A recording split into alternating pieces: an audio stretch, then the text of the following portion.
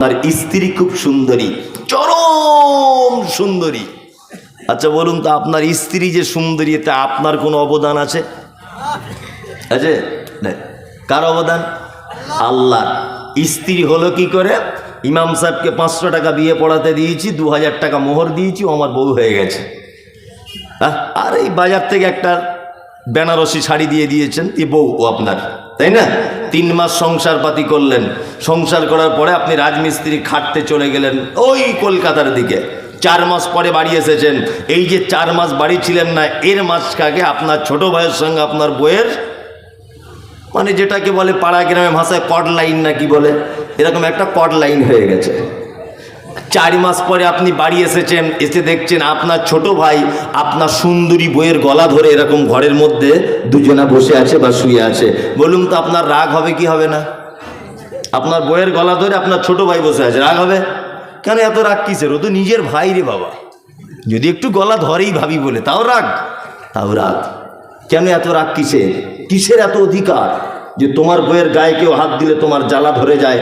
তোমার বউ হাসি ঠাট্টা করে কারোর সঙ্গে কথা বললে তোমার জ্বালা ধরে যায়। কিসের অধিকার? কি দিয়েছ তুমি ওকে? 500 টাকা বিবাহ পড়ানোর জন্য দিয়েছ, 2000 টাকা মোহর দিয়েছ, একটা বেনারসি শাড়ি দিয়েছ। এই 2-3টে জিনিস দেওয়ার ফলে এত অধিকার তোমার যে তোমার বউয়ের দিকে কেউ ফিরে দেখলে তোমার রাগ হয়, তাই না? অক্সিজেন যেটা গ্রহণ করেন, এটা কার দেওয়া দান? আল্লাহ। এই যে এটা যদি মোটর সাইকেলের কোনো পার্টস হতো এরকম, তাহলে গ্রিজ দিতে হতো প্রতি মাসে মাসে, তো জং লেগে যেত না? যেটা গাড়ি চালায় ভালো বুঝে, হ্যাঁ, জং লেগে যেত। জন্ম থেকে মৃত্যু পর্যন্ত এই ফোল্ডিং সিস্টেম, এই যে ফোল্ডিং, হাঁটুতে দাঁত বার করে হাসছেন আপনি, আমি হাসির কথা বললাম না? আল্লাহকে চেনার একটা বড় মাধ্যম বলছি এটা, যে আপনি স্রষ্টাকে চিনুন, যে সে কত বড় দয়া করেছে আপনাকে। এটা যদি কোনো ব্যাটারির সাহায্যে যদি চোখটা চলতো, কত ব্যাটারি পাল্টাতে হতো বলুন? জন্ম যেদিন দিয়েছে মৃত্যুর আগ পর্যন্ত এর চার্জ ফুরাবে না। এই যে গিরিশ, মৃত্যু পর্যন্ত দেওয়া লাগবে না, আগে থেকে সব সেটিং করে দিয়েছে, সব কিছু দিয়েছে আল্লাহ। তুমি যে জমিনে চলো, জমিনটা আল্লাহ। তুমি যে পানি পান করো, এটা আল্লাহ। তুমি যে সূর্যের তাপ গ্রহণ করো, এটা আল্লাহ। তুমি যে অক্সিজেন গ্রহণ করো, এটা আল্লাহ। তোমার চোখের আই পাওয়ার, এটা আল্লাহ। তোমার টোটাল বডিটাই দান কার? আল্লাহ। তার মানে 500 টাকা বিয়ে পড়ানো, 2000 টাকা মোহর দেওয়া বউ, এই যদি অন্য কারোর দিকে তাকালে তোমার যদি এত জ্বালা ধরে, যে আল্লাহ তোমাকে পৃথিবীতে তৈরি করেছে, আচ্ছা বলুন, এই আল্লাহকে বাদ দিয়ে যদি কেউ অন্য কোনো কারুর কাছে যায়, আল্লাহ রাগ করবে কি করবে না? করবে, করবেই করবে। শিরক পৃথিবীর সব থেকে ভয়ঙ্কর পাপ। লোকমান হাকিম তার বেটাকে বলছে, বেটা কখনো যেন শিরিক করে দিও না। শিরিক সব থেকে বড় পাপ। তাবিজ, মাদলি, লাল সুতো, কালো সুতো, গাছ বাঁধা, সব শিরক। গাছ বাঁধা শিরক। একজনা বলছে যে কোরআনের আয়াত যদি লিখে পড়ি মৌলভী সাহেব, অসুবিধা কোথায় আছে? বলছি, ওরে গাধার বেটা, জ্বর হলে প্যারাসিটামল ওষুধ খেতে হয়। কেউ যদি প্যারাসিটামল বগলে করে বেঁধে ঘোরে, জ্বর সারবে? আপেল খেলে ভিটামিন হয় শরীরে, ডাক্তাররা বলে, তাই না? কেউ যদি আপেল গলায় বেঁধে ঘোরে, কাজ হবে? শিরক, শিরক এটা। কোরআন বলি যে একে যেমন তেমন করে আপনি ব্যবহার করবেন, করতে পাবেন? পাবেন না। আমি কিছুদিন আগে এক জায়গায় জানাজা পড়ছিলাম মুর্শিদাবাদে। তা একজনা বলছে, সবাই বলুন, মিনহা খালাকনাকুম ওয়া ফিহা নুঈদুকুম ওয়া মিনহা নুখরিজুকুম তারাতান উখরা, এই দোয়া বলে মাটি দেবেন। আর আমি পিছন দিক দিয়ে তখন বলছি, দয়া করে কেউ বলবেন না, বিসমিল্লাহ বলে দেবেন। পিছন দিক দিয়ে আমি বলে দিয়েছি। তখন ওই লোকটা আমাকে বলছে, কেন? এটা কোরআনের আয়াত বললে অসুবিধে কি আছে? তোমাদের যত সব বদমাইশি মৌলভী সাহেবদের, কোরআনের আয়াত বললে অসুবিধা কি? আল্লাহ, আচ্ছা কোরআনের আয়াত বললে অসুবিধা কি? পাগল কোথাকারে। বাজারে ইলিশ মাছ কত কেজি? বলছে 1000 টাকা কেজি। যখন বাজার থেকে কিনে আনো, ইলিশ মাছের নাড়ি ভুড়ি বাদ দাও না ওই সমেত রান্না করো? বলছে বাদ দিই। কেন বাদ দাও? নাড়ি ভুড়িটাও তো 1000 টাকা কেজিতে কিনেছ। বাদ দেবার কি দরকার, ওটাও খাও। তার মানে তুমি জানো এটা যে ইলিশ মাছ দামি মাছ, কিন্তু ভিতরের মাল খাওয়া যায় না। কোরআনের আয়াত বলেই যে মাটি দেবার সময় বলতে হবে, তোমাকে বললো কে? কোরআন সব জায়গাতেই ভালো। কে বলেছে তোমাকে? রুকুতে গেলেন কি দোয়া বলতে হয়? সুবহানা রব্বিয়াল আজিম। আমি যদি এটা বলি ইন্না আতাইনাকাল কাউসার ফাসাল্লি লিরাব্বিকা ওয়ানহার ইন্না শানিয়াকা হুয়াল আবতার, নামাজ হবে? সঙ্গে সঙ্গে বাতিল। চালাকির জায়গা পাও না, সঙ্গে সঙ্গে তোমার নামাজ বাতিল। কারণ তুমি প্রয়োগ করতে পারোনি ঠিকঠাক জায়গাতে। কি বললাম বুঝলেন না? আল্লাহ বলেছেন কোরআন মাজিদে নুনাজ্জিলু মিনাল কোরআন মা হুয়া শিফা, কোরআন অবতীর্ণ করেছি মুমিনদের আরোগ্যের জন্য। আরোগ্য বলতে এইটা, ওইটা পড়ার মাধ্যমে তার থেকে তুমি কল্যাণ হাসিল করো,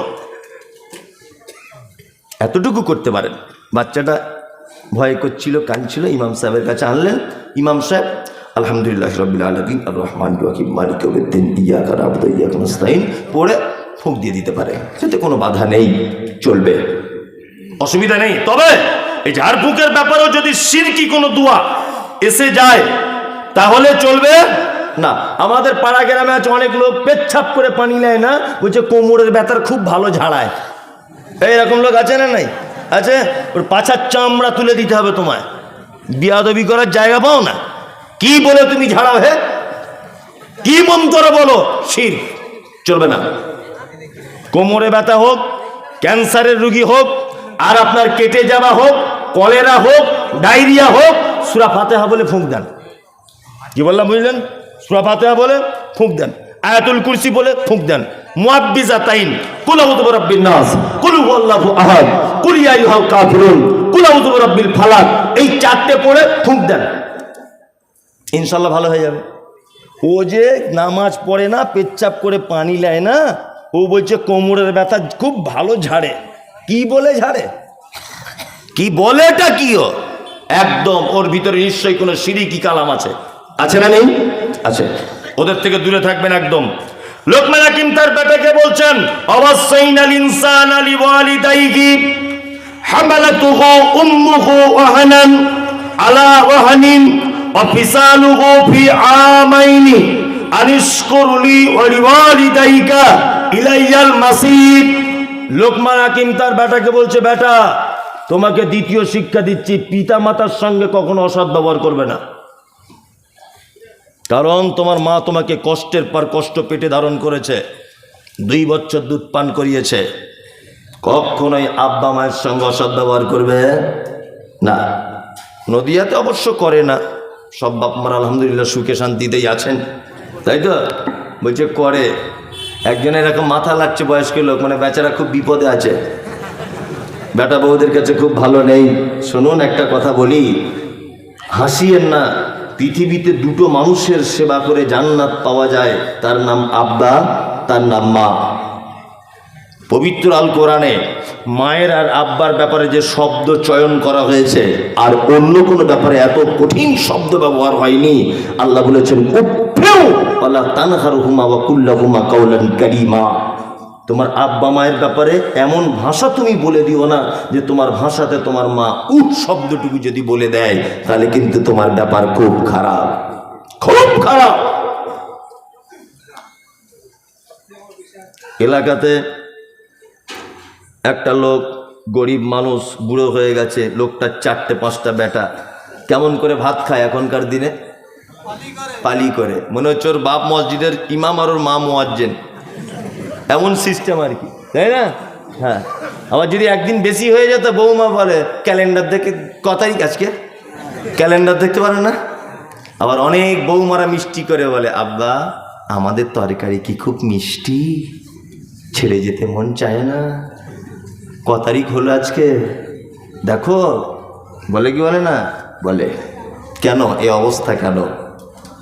আল্লাহ, এসব কথা আমি মানে প্রতিদিন বলি তো, বললে কষ্ট হয় খুব, ওই জন্য বলতে চাই না। তবুও আজকে আপনাদেরকে বলে দিই বাপ মা কেমন ইম্পর্টেন্ট, কত গুরুত্ব। যে যেভাবে আছেন শুধু নিঃশ্বাসটুকু নেন, নড়াচড়া করবেন না, এতক্ষণ যা শুনেছেন সব যদি ভুলে যান আমার কোনো আপত্তি নেই। এই কথাটা আপনার কাছে অনুরোধ, আপনি ভুলবেন না। এটা আপনার জান্নাতে যাবে একটা মাধ্যম। এক, আপনারা 4 ভাই দিল্লিতে কাজ করতে গেছেন। 1 সপ্তাহ আগে, ঈদের 1 সপ্তাহ আগে বাড়ি আসবেন। তা আপনার স্ত্রীকে ফোন করেছেন, কারিমা বাড়ি যাব, তোমার জন্য কিছু নিয়ে যেতে হবে।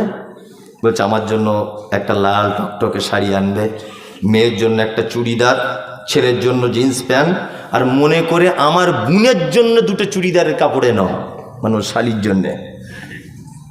লোকটা সব কেনাকাটা করেছে। ওর স্ত্রী আবার ফোন করেছে, হ্যালো, বলছে আমার শাড়িটা কিন্তু লাল টকটকে নেবে না, একটু মিডিয়াম লাল নেবে। ছেলের 32 কোমর, এটা জানা আছে তো? তা তাড়াতাড়ি কেনাকাটা করো, এত দেরি হচ্ছে কেন? ও দিল্লির শপিং মলে তখন। ছেলেটা তখন বলছে তোমাদের সবার জন্য কেনা রেডি, শুধু ঈদের দিনে আব্বা একটা পাঞ্জাবি কিনছে, আব্বার জন্যে একটা লুঙ্গি, মায়ের জন্য একটা ব্লাউজ, একটা শাড়ি। তখন নদিয়ার জানকীনগরের মেয়েটা বলছে, কেন প্রত্যেক বছরে তুমি কেন তোমার আব্বা মায়ের জামা কাপড় দিতে যাবে? তোমার 4টে ভাই চোখে দেখতে পায় না? বাড়ি চলে এসো, কিনতে হবে না। ও বইয়ের কথা শুনে কাঁপতে কাঁপতে ট্রেন ধরে বাড়ি চলে এসেছে। 4 ভাইয়ের একই অবস্থা।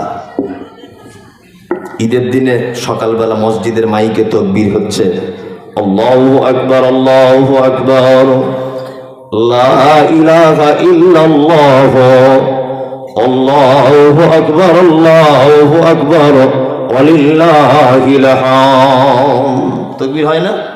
হচ্ছে। সবাই নতুন জামা পরে ঈদগাহে যাচ্ছে। তোমার মায়ের বয়স 85 বছর। তোমরা 4 ভাই 2তলা বাড়ি করেছো বলে তোমার মা 2তলা সিঁড়ি দিয়ে উঠতে পারে না বলে 4 ভাই যুক্তি করে তোমার মাকে সিঁড়ির তলাতে মশারি টাঙিয়ে রেখে দিয়েছে। তোমার আব্বার বয়স 90 বছর, চোখে কম দেখে, কানে কম শোনে। সবাই যখন বাড়ি ফাঁকা হয়ে ঈদগাহে চলে গেল, তোমার মা তখন মশারিটা তুলে কাঁপানো কাঁপানো কণ্ঠে দিয়ে বলছে, আব্দুল্লাহর আব্বু তুমি যাবে না ঈদের নামাজ পড়তে? বলছে যেতে তো ইচ্ছা করে, কিন্তু কে কলের পানিটা টিপে দেবে বল? নতুন পাঞ্জাবিও খুঁজে পাচ্ছি না কোথায় রেখেছি। তোমার 85 বছরের মা তখন হিচড়ে কুচড়ে উঠে বাক্সের ভিতর থেকে গত বছরে তোমার বড় বোনের দেওয়া একটা পাঞ্জাবি, ওই পাঞ্জাবিটা তোমার আব্বাকে আগিয়ে দিয়ে বলেছ, একটু যাও, বছরে একবার অন্তত ঈদগাহটুকু যাও। তোমার আব্বা ঈদের নামাজ পড়া হয়ে গেছে, হাতে লাঠি নিয়ে টলতে টলতে কাঁপতে কাঁপতে কাঁপতে তোমাদের বাড়ির মেন গেটে পর্যন্ত এসে পৌঁছেছে। দুপুর 2টো বাজে। আপনার বাড়িতে শালা শালি আত্মীয় স্বজন সবাই এসেছে। মাংস, পরোটা, সিমই, লাচ্চা সবাই খাচ্ছে। যে এলাকায় যেমন দুপুর 2টো পর্যন্ত 4টে বৌমা থাকার পরেও তোমার আব্বা 1 পেয়ালা গোস্ত আর একটা লুচি পেল না। তোমার মা আজকে ঈদের দিনে গোসল করতে পেল না। 4টে জওয়ান বেটা থাকার পরেও কেন তোমার মায়ের এই অবস্থা? কেন? হ্যাঁ, তোমার মা কিন্তু সব থেকে অপরাধিনী নারী। তোমার মায়ের আজকে এইরকম হওয়াই উচিত ছিল। তোমার মা যে খুব বদমায়েশ, খুব বদমায়েশ মেয়ে তোমার মা। তোমার মায়ের বদমাইশিগুলো একটা একটা করে বলি।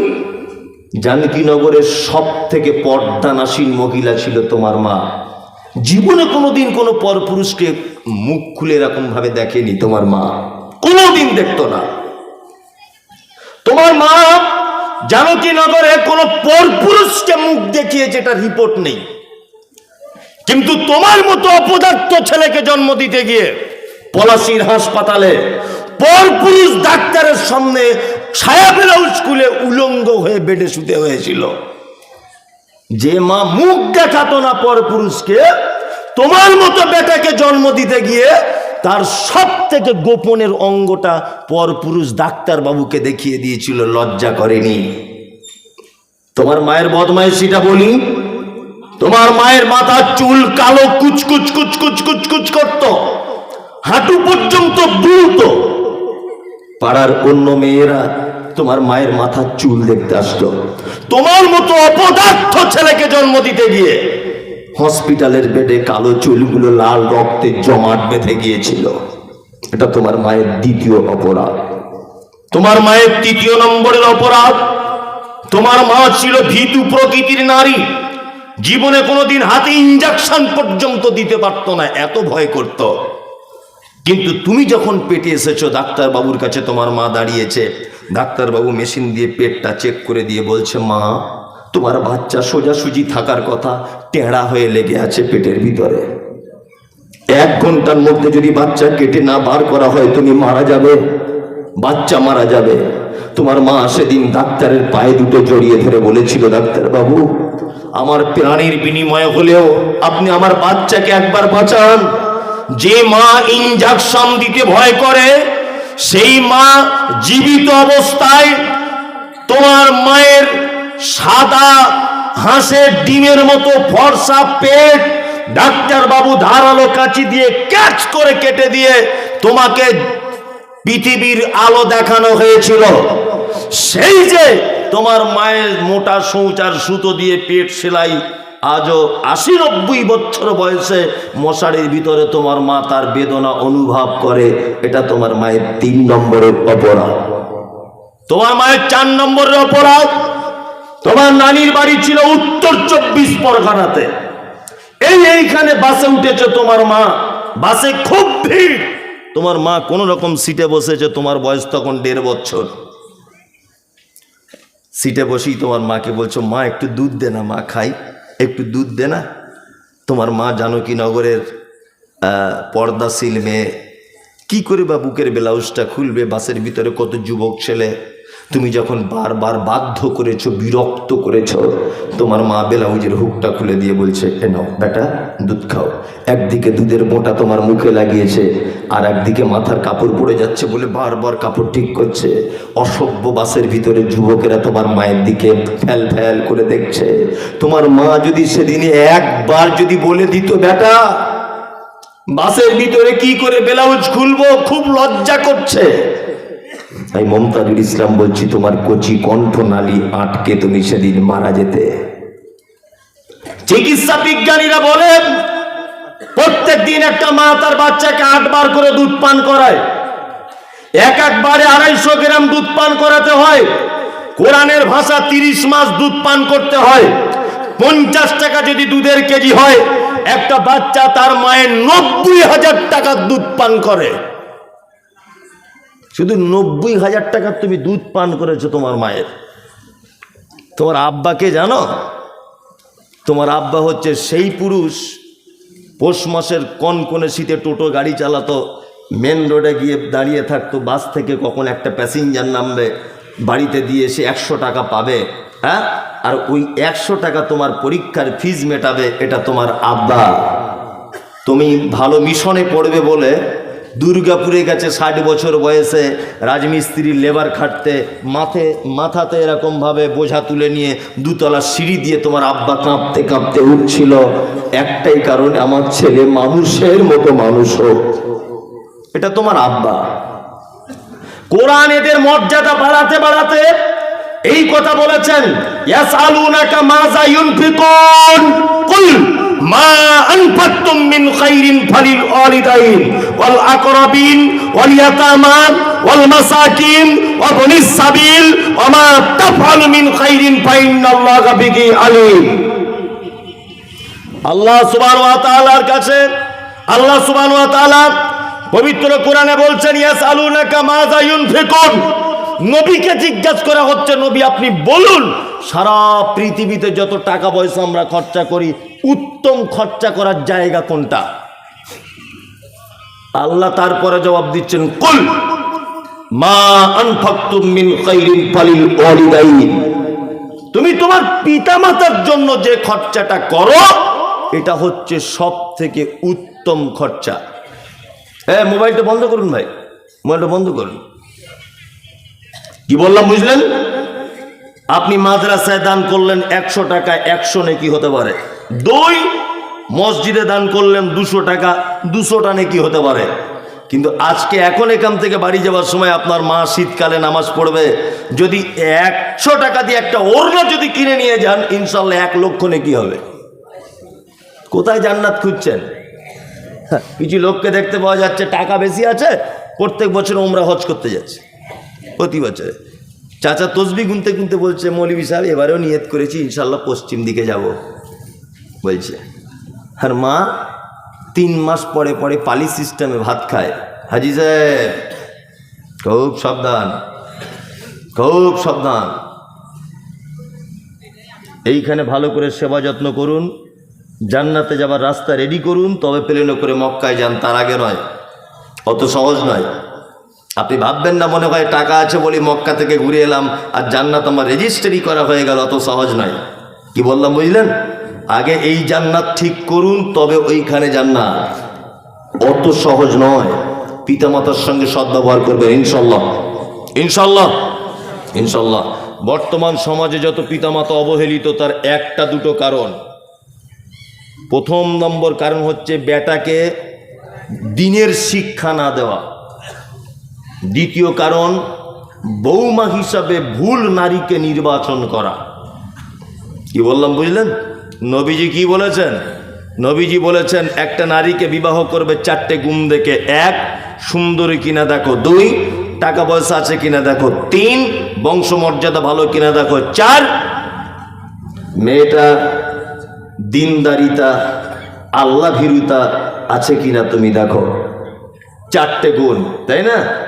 আপনি আপনার বেটার বউ দেখতে গেছেন, গিয়ে বলছেন, মা তোমার নাম কি? বলছে শেফালি খাতুন। বাহ, খুব সুন্দর নাম। তোর আব্বা কি করে মা? বলছে আমার আব্বার 4টে লরি আছে, আর পলাশির একদম মেন গেটের সামনে মেন রোডের উপরে 12টা দোকান। তোমরা কটা ভাই বোন? বলছে আমি বাপের একাই, আমার ভাইটাই কেউ নাই। এর আর মাথায় কাজ করছে না। এ তো মেয়ে সুন্দর দেখতে যায়নি, 12টা দোকান শুনেছে, ও ভাবছে সব আমার বেটা পেয়ে যাবে, আর মরলেই হলো একবার, বুঝলেন না? শেষের বারে জিজ্ঞেস করছে, মা তো বলছে কি, কতটা লেখাপড়া জানো? বলছে উচ্চ মাধ্যমিক দিয়ে বাড়িতে বসে আছি। বলছে মা কলেজে ভর্তি হওনি? বলছে না, কলেজে ভর্তি হয়নি। বলছে মা এখন তাহলে বাড়িতে বসে বসে কি করো? বলছে কিছু করি না, মাঝে সাঝে টিকটকে ভিডিও করি।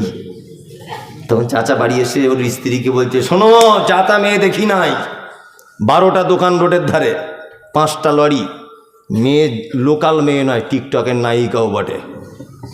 বাড়ি এসে চাচিকে বলছে, চাচি তখন খুব সিরিয়াল দেখা চাচি, ও বুড়ো বয়সে খুব ভালো নেই, হ্যাঁ সিরিয়াল দেখা চাচি বলছে তাহলে এই বৌমাই ভালো। তুমি যদি টিকটকের নায়িকাকে বৌমা করে আনো, ঝাঁটা খেতে হবে না দই খাবে? ঝাঁটা, তোমাকে ঝাঁটাই মারবে। নবীজি বলেছেন, তুমি একজন দ্বীনি শিক্ষায় শিক্ষিতা নারীকে তুমি যদি বিবাহের জন্য বৌমা হিসাবে নির্বাচন না যদি করো, সমাজে ফিতনা সৃষ্টি হবে, মারামারি লাগবে, সংসারে অশান্তি অরাজকতা দেখা দেবে। একথা বলছেন মুহাম্মদ সাল্লাল্লাহু আলাইহি ওয়াসাল্লাম। দিনদারি নারীকে আগে প্রাধান্য দেন। আর সত্যি দিনদারি মেয়ের দাম আছে, বললে হবে না। আমার তো মহিলা মাদ্রাসা আছে, সোশ্যাল মিডিয়া দেখেছেন, কত ডাক্তার মাস্টার উকিল ফোন করছে, হুজুর একটা মেয়ে দেখে দেন না মাদ্রাসা থেকে। আর আমিও সেরকম লোক, মানে দেখে দিতে পারি, 1 লাখ টাকা লাগবে। 1 লাখ মেয়ের বাপকে তো দিতে হবে না, তোমাকে লাগবে আমার মাদ্রাসায় ডোনেট 1 লাখ, তবে ভালো মেয়ে পাবে। কেন অন্য জায়গায় মেয়ে ভালো পাচ্ছ না এখন? আমি বলে দিচ্ছি, মেয়ে এখন মাদ্রাসায় পড়ানো ছাড়া মেয়েকে আর ভালো রাখা যাবে না। বর্তমান যে সমাজ হয়েছে, ভালো রাখা সম্ভব বলুন? পিছনে পিছনে ঘুরবেন আপনি আপনার মেয়ের, আমি আমার মেয়েকে ভালো রাখতে পারবো না, কোনো সম্ভব নয়। বিনীত অনুরোধ, পিতামাতার সঙ্গে খারাপ ব্যবহার করিয়েন না ভাই, আখেরাত হারিয়ে যাবে। আখেরাতের দিককে লক্ষ্য রাখবেন, পিতামাতার সঙ্গে সেবা করবেন, যত্ন করবেন। শীতের দিনে কম্বল চাদর যেটা লাগবে এনে দেবেন, যেটা খেতে চায় মা, মায়ের পিছনে খরচা করবেন। পৃথিবীর উত্তম খরচা করার জায়গা হচ্ছে এটা। চলুন, তারপরে লোকমান হাকিম তার বেটাকে আরো অনেক কথা বলছেন, আমি সেগুলো বাদ দিয়ে মাঝখানে 2টো আয়াত বাদ দিয়ে তারপরে বলছি। লোকমান হাকিম তার বেটাকে বলছেন, ইয়া বুনাইয়া আকিমিস সালাতা ওয়া'মুরু বিল মা'রুফ ওয়া নাহি আনিল মুনকার ওয়াসবির আলা মা আসাবাকা ইন্না যালিকা মিন আজমিল উমুর। বেটা সালাত আদায় করবে, নামাজ পড়বে। কি করবে? নামাজ পড়বে। নামাজ পড়েন তো আপনারা? পড়ছেন? 5 ওয়াক্ত পড়ছেন তো? ওই কারা 5 ওয়াক্ত কারা? হ্যাঁ আমি সব বলছি, হবে তো শুরু করেছি, এবার আপনি থামুন। কি দিই দেখুন ওষুধটা, হোমিওপ্যাথি ওষুধ দাঁড়া। তার মানে নামাজি আছে অবশ্য, কিছু কম আছে, তাই না? কম। আমাদের বাজারে 4-5 কোয়ালিটির নামাজি দেখতে পাওয়া যায়। এক, জোহরে যায়, আসরে যায়, মগরিবে টাইম পায় না, এর সাথে খুব ব্যস্ত, ফজরে ঘুম ভাঙে না, এরকম আছে না? আচ্ছা। 2, শুধু জুম্মার দিনে যায়। 3, ঈদুল ফিতর, ঈদুল আজহা। 4, 5 ওয়াক্তই যায় না জেনে পড়ে। যদি বলছেন 5 ওয়াক্ত পড়ে না জেনে, মানে বুঝলাম না। চাচা কত বছর নামাজ পড়ছো বাপ? বলছে বাপ 25 বছর হয়ে গেছে আজকে। 25 বছর? বলছে হ্যাঁ। দোয়ায় কুনুতটা বলো তো। বলছে বাপ অত বড় দোয়া মুখস্থ করতে পারিনি বাপ, একদম মুখস্থ নেই। আচ্ছা রুকু থেকে উঠে কি বলে? বাপ ওটাও নাই। সেজদাতে গিয়ে বাপ অত কিছু জানি না, তবে 25 বছর নামাজ পড়ছি। বুদ্ধি কম, বয়স বেশি হয়েছে, চোখে কম দেখি। চোখে কম দেখে, বুদ্ধি কম। কোনো দোকানদার 2 টাকা কম দিকতে দেখি, কি করে বুঝতে না পারে? হ্যাঁ, মাঠে গিয়ে পরের জমির আলি কেটে কি করে জমি বাড়াতে হয় সেই জ্ঞান আছে ওর, ও দুয়া জানে না, তাই না? এক পাক্কা চিটার ধরনের লোক, বাটপা। যদি বলছেন কেমন, এই দেখুন এই লোকটা আবার কত ডেঞ্জারাস দেখুন, এতদিন এটা আপনাকে কেউ বলে দেয়নি। 25 বছর নামাজ পড়ছে, দুয়ায় কুনুতে এরম করছে। আচ্ছা তুমি দুয়া জানো না, ঠোঁট লাড়াচ্ছ কেন? এটা তো একটা যুক্তি। যুক্তি কি যুক্তি না বলুন? রুকু থেকে উঠে দোয়া বলতে হয়, তা তুমি যখন দোয়া জানো না তাহলে তুমি চুপ থাকবে, তাই না? তুমি ঠোঁটটা নাড়াচ্ছ, কি বলো? তার মানে আল্লাহর সাথে পর্যন্ত ধোঁকাবাজি করছে মসজিদের ভিতরে। ঠিক বলছি না ভুল বলছি? এরকম লোক আছে না নেই? আচ্ছা, তোমার সব জ্ঞান টনটনে আর দুয়ার বেলা পারো না। হ্যাঁ গোলাম হোসেন, বেশি দিন এরকম ভাবে চলবে না। 2 দিন 5 দিন 30 দিন 40 দিন লাস্ট নামাজ হয়ে যাবে, তারপর থেকে আর হবে না। বিনীত অনুরোধ, ছেলেকে বলুন একটা বাজার থেকে সঠিক দুয়ার বই কিনে এনে দিতে। অন্তত বইগুলো পড়ুন, অন্তত পড়ুন বইগুলো। 2, এক অক্তে যায় আর এক অক্ত যায় না, ভালো করে বুঝবেন। আর একটা কথা মাঝখানে বলে রাখছি, এ কথায় আমার কে রাগ করলেন আর কে আমাকে দাওয়াত করলেন ওটা আমি বেশি কিছু ভাবি না। ইদানিং আমাদের অনেক মসজিদ কমিটিতে যারা আছে এদেরকে দেখা যাচ্ছে যে এরাও কিন্তু অনেক মানুষ থাকে বেনামাজি, থাকে না? থাকে। এদেরকে কাল সকাল হতে হতে, যদি আপনাদের এখানে সেরকম থাকে, কাল সকালই মিটিংটাকে বাদ দিয়ে দেন। কারণ আল্লাহ কমিটি নির্বাচন করেছেন পবিত্র আল কোরআনে। আল্লাহ দেখুন, ইমাম সাহেবের গলার সুর ভালো হবে কিনা এটা আল্লাহ বলেনি, ইমাম সাহেব দেখতে কেমন হবে এটা আল্লাহ বলেনি, ইমাম সাহেবের যোগ্যতা কতটা থাকবে এটা আল্লাহ বলেনি। কিন্তু আল্লাহ বলেছে মসজিদের কমিটি যারা হবে, যারা এর কমিটি বা এর পরিচালনার দায়িত্ব থাকবে, তার প্রথম গুণ হচ্ছে সালাত আদায় করবে, 5 ওয়াক্তে নামাজ পড়তে হবে তার। আর আপনি যদি নামাজ না পড়ে থাকেন, কাল সকালে হতে হতে আপনি রিজাম দিয়ে দেন, কিন্তু এটা আপনার কাছে অনুরোধ, সকাল হতে হতেই যে ভাই খাতাপত্র ধরো, আমি নামাজ পড়তে পারছি না, আমি আল্লাহর ঘরের অন্তত দায়িত্বই থাকবো না, আমি ক্লাবের দিকে থাকবো, আমি অন্য কাজে থাকবো, আমি ওই কবরস্থানে থাকবো, আমি ওই জলসা কমিটিতে থাকবো, আমি মসজিদে থাকবো না। আল্লাহ পর্যন্ত নিষেধ করেছে থাকা। আমি মমতাজুল ইসলাম এটা বলছি না, আল্লাহ বলেছে। সূরা তাওবাটা খুলে দেখুন, আছে না নেই? আছে? জিজ্ঞেস করুন, সূরা তাওবাটা খুলুন, আছে। বিনীত অনুরোধ, সালাত বাধ্যতামূলক ইবাদত। যারা বলছে জোহর পড়ি, আসর পড়ি, এশা পড়ি, ফজরে যাই না, ঘুম ভাঙে না, তাই এরা বেনামাজিদের তালিকায়। যদি বলছেন কেমন করে, আপনাকে বলছি, আমার বেটা মাধ্যমিক পরীক্ষা দিবে, 4টে বিষয় পরীক্ষা হবে, 3টেতে 100 নাম্বার পেয়েছে। আচ্ছা বলুন তো দেখি, একটায় যদি 0 পায়, রেজাল্ট যেদিন বার হবে পাস না ফেল? ফেল। জোহরে গেছে 100 নাম্বার, আসরে 100 নাম্বার, মগরিবে 100 নাম্বার, এশাতে 100 নাম্বার, ফজরে ঘুম ভাঙেনি তাই যায়নি, ফেল। কি বললাম বুঝলেন? 2, যারা শুধু জুম্মার দিনে যায় এদের খুব কঠিন বিপদ, এদের থাকার জায়গা জাহান্নাম। যারা শুধু জুম্মার দিনে যায়, যদি বলছেন আপনার কি বাপের জান্নাতটা ঠিক এলো আছে, হ্যাঁ পাগল, আমি বলিনি, কোরআন বলছে। কোরআন কি বলছে? কোরআন বলছে ফাওয়াইলুল লিল মুসাল্লিন, ওয়াইল নামক জাহান্নাম ওদের জন্য, আল্লাযীনা হুম আন সালাতিহিম সাহুন, যারা সালাত আদায় করে অস্বস্তি সহকারে, আল্লাযীনা হুম ইউরাউন, যারা লোক দেখানোর কারণে নামাজ পড়ে। জুম্মার দিনে শুধু যায় মানে এটা বুঝে নিতে হবে বাজারে 5 জন দোকানদার 4 জন যাচ্ছে, আমি যদি না যাই মান সম্মানের ব্যাপার। ও তখন লোক দেখানোর উদ্দেশ্যে ঝাঁপ নামিয়ে দিয়ে মসজিদে চলে এসেছে। আল্লাহ যেন ওর দিকেই টার্গেট করে বলছেন ইউরাউন, যারা লোক দেখানোর জন্য মসজিদে সালাত আদায় করতে যায় এদের থাকার জায়গা জাহান্নাম। আছে তো কোরআনে, এটা জিজ্ঞেস করুন। তা আমি শুধু অনুবাদ করে দিচ্ছি আপনাকে বাংলাতে। চলুন, কিছু লোক আছে আমাদের বাজারে, তারা বলে মৌলভী সাহেব আমি নামাজ পড়ি না, তবে ইমানের আমার কোনো ঘাটতি নাই। আছে না নাই? হ্যাঁ। আবার কিছু লোক বলে সারা জীবন নামাজ করে কি করলি তুই? হ্যাঁ, দাড়ি রেখে তোর কি উপকার হলো? দেখ, বিনা দাড়ি নামাজ না পড়ে 2 তলা বাড়ি পারলি। অনেক লোক আছে না নেই? এই কথা যদি কেউ বলে সঙ্গে সঙ্গে সে বেঈমান হয়ে যাবে, তার আর ইমান থাকবে না। যদি বলছেন কেন, কেউ যখন নামাজ পড়ে না তার কাছে বলতে গেলে সে যদি এই কথাটা বলে মৌলভী সাহেব খুব অন্যায় হয়ে যাচ্ছে, ভুল করছি, নামাজটা পড়তে পারছি না, এর অসুবিধা নেই, এ কাবিরা গোনা করছে সালাত ছেড়ে দিয়ে, কিন্তু এর ইমান আছে। কি বললাম বুঝলেন? কিন্তু যে লোকটা বলছে নামাজ পড়ে, আমাকে বারবার বলতে শোনা তো ভাই, তোমার নামাজ তুমি পড়ো, তোমার কবরে তুমি হিসাব দিবে, আমার কবরে আমি দেবো, সবাই পড়বো না, ও বেঈমান হয়ে গেছে সাথে সাথেই। কারণ আগের লোকটা নামাজ স্বীকার করেছে, নিজের দোষ স্বীকার করে একটু নত স্বীকার করেছে, কিন্তু এই দ্বিতীয় লোকটা অঙ্গীকার করছে, ইনকার করছে নামাজকে, করছে না, তার মানে এর ইমান আর থাকলো না। কেউ যদি মনে করে দাড়ি ফাড়ি ওসব কথা বলিও না তো ভাই, আমাকে ভেবে নিতে হবে তোমার ইমান চলে গেছে।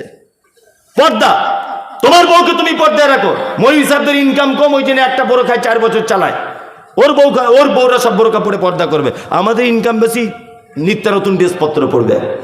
যদি কেউ এই কথাটা বলে দেয় তার ইমান চলে যাবে। তোমার বউ পর্দা করতে পারছে না, এটা তুমি লজ্জিত হয়ে তুমি বলো যে আমি করতে পারছি না, মৌলভী সাহেব দোয়া করবেন যাতে আগামীতে করতে পারি, এটা আলাদা বিষয়, তুমি ইনকার করতে পারবে না। খুব সাবধান।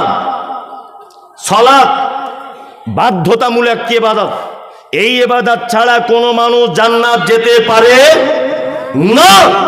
যে লোক বলছে নামাজ পড়ি না ঈমান ঠিক আছে, আমি মুমতাজুল ইসলাম বলছি তোমার ঈমান আছে, তবে তোমার ঈমানে পোকা লেগেছে।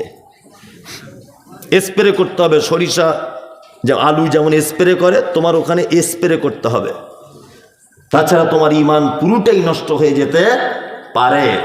নামাজ পড়বে না তার জান্নাত নাই। আল্লাহ তাআলা বলেন মা সালাকাকুম ফি সাকার, একজন সাকার নামক জাহান্নামীকে জিজ্ঞাসা করা হবে তুমি কেন সাকার নামক জাহান্নামে এসেছো? সে তখন বলবে ক্বালু লাম নাকু মিনাল মুসাল্লিন, সব ভালো কাজ ছিল ভাইরে, শুধু নামাজ পড়িনি তাই। তার মানে নামাজ না পড়লে থাকার জায়গা জাহান্নাম। পশ্চিম বাংলার একজন বিখ্যাত আলেম, নাম হলো আব্দুল হামিদ ফাইজি আল মাদানী, নাম শুনেছেন? আব্দুল হামিদ মাদানী নাম শুনেছেন? 200-র কাছাকাছি বই লিখেছেন। যদি আপনার বাড়িতে বইটা থাকে, পৃষ্ঠার নাম্বার বলছি, কাল সকালে দেখে নেবেন। বইটির নাম হচ্ছে জানাজা দর্পণ। কি বই? জানাজা দর্পণ। এই জানাজা দর্পণ নামক বইয়ে আব্দুল হামিদ মাদানী সাহেব কাদের জানাজা পড়া যাবে আর কাদের যাবে না এই ব্যাপারে লিখতে গিয়ে তিনি বলছেন, কোন লোক যদি সালাত আদায় না যদি করে, তার জানাজা যদি কেউ পড়তে পারে, তবে যেন দুয়াটা না করে। কি বললাম বুঝলেন? কোন বেনামাজি যদি মারা যায়, তার জানাজা যদি কেউ পড়তে পারে, যেন দুয়াটা না করে। কারণ আল্লাহুম্মা গফির লি হাইয়িনা ওয়া মাইয়িতিনা, আল্লাহ ক্ষমা করে দাও জীবিতদেরকে, ক্ষমা করে দাও মৃতদেরকে। অশাহিদিনা, আল্লাহ যারা উপস্থিত তাদেরকে ক্ষমা করে দাও, যারা অনুপস্থিত তাদেরকে ক্ষমা করে দাও, যারা বড় তাদেরকে ক্ষমা করো, যারা ছোট তাদেরকে ক্ষমা করো। আল্লাহ নারীদেরকে ক্ষমা করো, আল্লাহ পুরুষদেরকে তুমি ক্ষমা করো। এই যে দোয়াটা রয়েছে বন্ধুরে আমার, আল্লাহর ঘোষণা হচ্ছে এই মা সালাকাকুম ফি সাকার। একজন জাহান্নামীকে জিজ্ঞাসা করা হচ্ছে তুমি কেন জাহান্নামে আছো বলো, ও বলবে ক্বালু লাম নাকু মিনাল মুসাল্লিন, আমার সব ভালো কাজ শুধু নামাজ পড়িনি। তার মানে অত্র আয়াত থেকে প্রমাণ হলো নামাজ না পড়লে তার থাকার জায়গা জাহান্নাম। জাহান্নাম যার ব্যাপারে আল্লাহ ডাইরেক্ট বলে দিচ্ছে, এইরকম কোন মানুষের জানা যায় যদি আপনি বলেন আল্লাহুম্মা গফির লিহাইয়িনা, আল্লাহ ক্ষমা করে দাও উপস্থিত মানুষদের, জীবিতদেরকে, অমাইয়াতানা, আর যে মারা গেছে তাকে। জীবনে নামাজ পড়েনি তার জন্য যদি এই দোয়াটা করেন তাহলে আল্লাহর উপরে চলে যাওয়া হয়ে যাচ্ছে না? আল্লাহ তো ঘোষণা করছে জাহান্নাম, আর আপনি বলছেন ওকে ক্ষমা করে দেন। এটা কেমন ব্যাপার হয়ে যাচ্ছে না? যাচ্ছে না, আমার কথা বলিনি, ওনার বই থেকে পড়ে এসে বলছি। তাহলে নামাজের কত গুরুত্ব বলুন তো, আছে না নেই? কোনো মানুষ নামাজ ছাড়া জান্নাত যেতে পারবে? পারবে? পারবে না। বিনীত অনুরোধ, কিছু করেন না করেন অন্তত পক্ষে 5 ওয়াক্তের জামাত সহকারে নামাজটা পড়ুন। ইনশাল্লাহ পড়ব। গাড়ি চালান তাই না, অনেক দূরে দূরে ভাড়া খাটতে যেতে হয়, এক সাইডে দাঁড় করিয়ে চট করে, আপনার তো ভালো সুবিধা, জোহরের নামাজ দেখছেন 4 রেখাত 2 রেখাত পড়ে নেন, আপনার তো খুব আরাম তাই না? আসরের 4 রেখাত, গাড়িটা একটু বাম দিকে সাইড করে দিয়ে 2 রেখাত পড়ে নেন, আপনার ছুটি। সুন্নত পড়তে হবে না, কিচ্ছু পড়তে হবে না আপনার, শুধু আসরের 2 রেখাত কসর পড়ে নেন, আপনার ছুটি। জোহরের কিছুই পড়তে হবে না, শুধু 2 রেখাত কসর করে নেন আপনি। কি বলে, অন্তত মুসলিম থেকে যাবেন। কি বললাম বুঝলেন? অন্তত পক্ষে কি থেকে যাবেন? মুসলিম টুকু থেকে যাবেন আপনি, ইসলাম থেকে খারিজ হবেন না। খুব দুঃখ লাগে, আফসোস লাগে সত্যি, যে আমরা প্রত্যেক জায়গাতে জলসাগুলোতে এই মসজিদের উন্নতি গল্প। কিসের উন্নতি? না আমাদের মসজিদের মার্বেল পাথরটা লাগাতে হবে তাই। আচ্ছা বলুন তো, মাটির মসজিদে নামাজ পড়লে নেকি কম আর মার্বেলে পড়লে নেকি বেশি, এরকম কোনো ব্যাপার আছে? আছে তাই। তা আপনার মার্বেলের উপরে এত কেন আপনার টেনশন এসে? কই মসজিদের সর্দার সাহেব, মসজিদের ইমাম সাহেব, মসজিদের যারা পাক্কা মুসল্লি, তারা মিলিয়ে কই এইটা তো বলে না চলো প্রতিদিন আমরা টার্গেট করব 5 জন করে নামাজি বাড়াতে হবে, পাড়ায় পাড়ায় ঘুরি চলো ভাই, হাতটা ধরে বলি, তাহলে ইমাম সাহেবেরও লাভ হলো তাই না? ইমাম সাহেবেরও লাভ হলো, সর্দার সাহেবেরও লাভ হলো। কারণ লাভ এই যে ওদের কথাতে যদিও নামাজ ধরে যায়, ও যতদিন নামাজ পড়বে এরা ততদিন নাকি পাবে। লাভ হলো না লস হলো? শুধু সিমেন্ট আদায় করতে ছুটছে সব জায়গাতে, আমাদের গ্রামেও তাই। কি বললাম, শুধু সিমেন্ট আদায়, বালি আদায়, রড দাও, পাথর দাও, মসজিদ বিশাল চিকচক ঝিকঝাক মার্বেল পাথর, জানো একেবারে নিজের ছবি নিজে দেখতে পাচ্ছে। ফজরে 3 জন, বলুন তো এই মসজিদের কোনো কোনো কদর আছে? হ্যাঁ নাই। হ্যাঁ, বিয়ে বাড়িতে গান বাজছে, ঢোল বাজছে, ও আজকে বুবুর হাসি খুশি, কালকে বুবুর বিয়ে, সব গান টান চলছে, কেউ ড্যান্স করছে, ডিজে বাজছে, সব রেডি, প্যান্ডেল মিষ্টি মেটাই সব চলে এসেছে, বর আসেনি। বর, আচ্ছা বলুন তো বিয়ের দাম আছে? বিয়ের মেন কে? বর। বর না এলে বিয়ের দাম নাই। মসজিদে রং করা, আতর লাগানো, টাইলস, ওই আপনার রাজস্থানের শ্বেত পাথর সব দিয়ে সাজানো, নামাজই নাই সব জায়গাতে। সব জায়গাতে, আপনাদের কথা বলছি না আমি একা, সব জায়গাতে এখন এই অবস্থা। এই অবস্থা নাই প্রতিটা জায়গাতে। তার মানে মানুষ একটা সহজ রাস্তা বুঝেছে। কি রাস্তা বলুন তো? এই যে একজনে 5,000 টাকা দিয়েছে আর বক্তা বলছে ও গো আল্লাহ দয়াময়, দয়ারই সাগর, করুণা করো গো তুমি অমুকের উপর, মানে এমন দোয়া করছে মনে হচ্ছে জান্নাতে জায়গা নাই, ওকে ঠেলে ঢোকাচ্ছে, তুই ঢোক তাড়াতাড়ি। কি বুঝেছে? কেউ 2,000 দিচ্ছে, মাঝখানে ছেড়ে দিয়ে পালিয়ে আসছে, কেউ 20,000 ঢুকিয়ে দিয়ে চলে আসছে জান্নাতে। মানে এও ভাবছে যদি এত বড় বক্তা মমতাজুল ইসলাম, সারা পশ্চিমবাংলার নাম করা লোক, আমার জন্য দোয়া করছে জান্নাত যাবো না মানে ঘোড়ার ডিম যাবে, 10 পয়সাও নেকি নাই। সলাৎ ছাড়া তোমার কোনো নেকি কিয়ামতের দিন আল্লাহর দরবারে কাজে আসবে না, আসবে না, আসবে না, কোশ্চিন কালেও আসবে না। কি বললাম বুঝলেন? আসবে না। সলাৎটা ঠিক কেমন জানেন তো? নামাজটা কেমন জানেন? আপনাকে বোঝায়। আমার ছেলে আমাকে মাঝে সাঝে বলে, আব্বা মিলিটারির চাকরি করব। এই আর কি, আমার ছেলের বয়স এই 12 বছর। শুধু বলে, আব্বা বড় হলে আমি মিলিটারি হব। আমি তা হবি হ, তো যদি শখ থাকে তাই হয়। 12 বছর বয়স, কিন্তু আমার থেকে আমার ছেলে এতটা আরো লম্বা বেশি, আর সেই চেয়ারা স্বাস্থ্য, মিলিটারি মতোই লাগে দেখে আর কি, বাঘের বাচ্চা। তাই বলছি ঠিক আছে তুই মিলিটারি হ, তাহলে অসুবিধা নেই। ও তো বোঝে না ক বছর বয়সের। তা বোঝানোর জন্য বলছি, আমার ছেলে পরীক্ষা দিয়েছে, ধরে নেন রান করেছে মাঠে ফার্স্ট, একদম 1 নম্বরে। আমার ছেলে জাম দিয়েছে, আমার ছেলে ফার্স্ট। লিখিত পরীক্ষায় আমার ছেলে ফার্স্ট, মৌখিক পরীক্ষায় আমার ছেলে ফার্স্ট। লাস্ট একটা জিনিস পরীক্ষা, হাইটটা মাপা হচ্ছে। তখন যে অফিসার মাপছে ফিতে নিয়ে দেখছে আমার ছেলে 3.5 ফুট। আচ্ছা বলুন তো, চাকরি হবে মিলিটারিতে? হবে? হবে না। হেডমাস্টার হতে পারবে, ও ডাক্তার হতে পারবে, ও ইঞ্জিনিয়ার হতে পারবে, তাই না? ও উকিল হতে পারবে, ও ব্যারিস্টার হবে, ও বিচারপতি হবে, সব কিছু হবে। কিন্তু মিলিটারি এই চাকরিটা বা আর্মিতে আমার ছেলে কোশ্চিন কালেও চান্স পাবে না।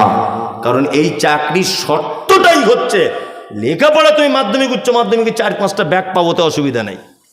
হাইট ভালো হতে হবে, চেহারা ভালো হতে হবে, রান ভালো করতে হবে, ক্ষমতা ভালো থাকতে হবে, শরীরে কোনো খুঁত থাকলে হবে না, এটাই ব্যাপার। জানেন, হাইট ভালো হতে হবে। তার মানে বোঝা যাচ্ছে যে এই ডিপার্টমেন্টের এটাই মেন শর্ট, যে হাইটটা ভালো হতে হবে।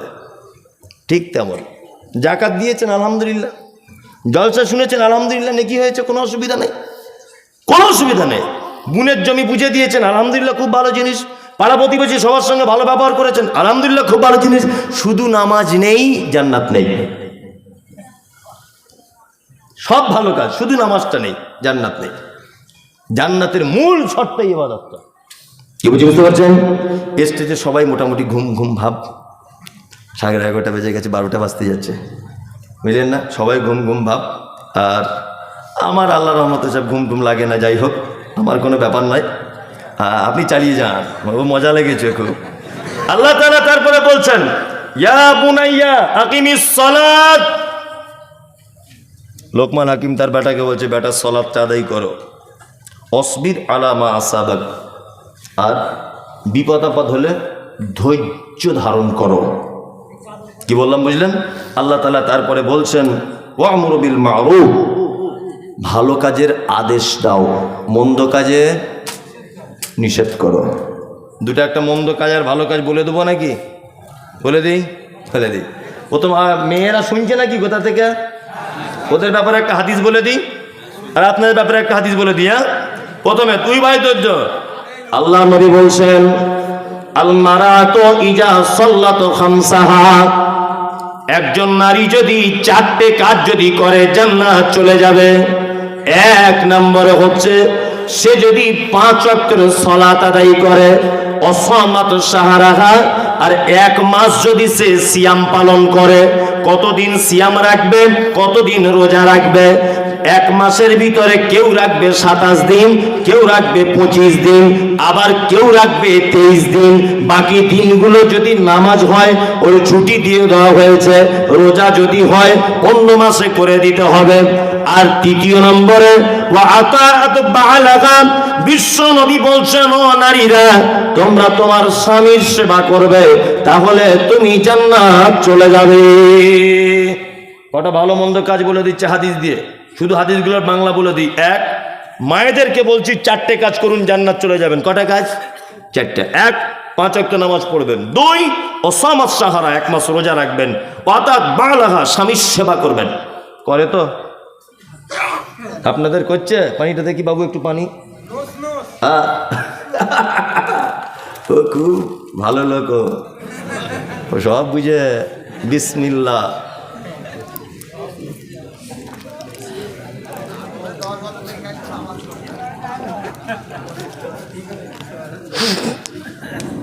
আলহামদুলিল্লাহ। স্বামীর সেবা করবে। ওসব আমাদের ভালোবাসা প্রেম প্রীতির কথা বাদ দেন, বিশ্ব বরেণ্য নবী মুহাম্মদ রাসূলুল্লাহ সাল্লাল্লাহু আলাইহি ওয়াসাল্লামের বিবিদের কাছে একবার যাওয়া যাক, যে তাদের বিবিদের সঙ্গে নবীদের কেমন ভালোবাসা ছিল। আম্মা জান আয়েশা বলছেন, যে গেলাসে আমি পানি পান করিতাম, পান করা হয়ে গেলে নবীকে দিতাম, দেখিতাম আমি অগণিজ নয়নেতে, ওখানে মুখ লাগাইয়া নবী পান করিতেন। গোস্ত খেয়ে হাড্ডি গুলো ফেলিয়া দিতাম, চুষে চুষে খেত নবী চোখেতে দেখিতাম। আম্মা জান আয়েশা বলছেন, আমি গেলাসে যে জায়গাটা মুখ লাগিয়ে পানি পান করেছি, গেলাসটা এরকম করে রেখেছি, আড়ালে আড়ালে দেখেছি আল্লাহর নবী ওই জায়গাটাতেই মুখ লাগিয়ে আবার তিনি পানি পান করতেন। আমাদের বাড়িতে যদি কখনো গোস্তের হাদিয়া আসতো, তাহলে আমি অল্প বয়সের নারী, গোস্ত ভালো চিবাতে পারতাম না, হাড্ডিটা গোস্ত সহ ফেলে দিতাম দস্তরখানে। আল্লাহর নবীকে দেখেছি ওই হাড্ডিটা আবার তুলে নিয়ে চিবিয়ে চিবিয়ে রস বার করে করে খেতে। এই ভালোবাসা আছে।